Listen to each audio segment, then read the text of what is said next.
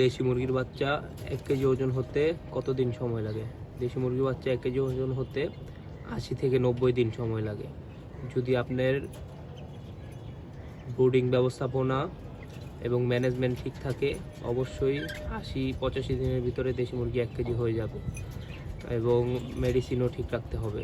যেরকম 30 দিনের পর থেকে, মুরগির বয়স 1 মাসের পর থেকে মুরগিকে মাল্টিভিটামিন দিতে হবে। তাহলে মুরগি দ্রুত বাড়বে, মুরগির ওজন দ্রুত বাড়বে এবং মুরগির গ্রোথটা বাড়ে সাধারণত 45 দিনের পর থেকে।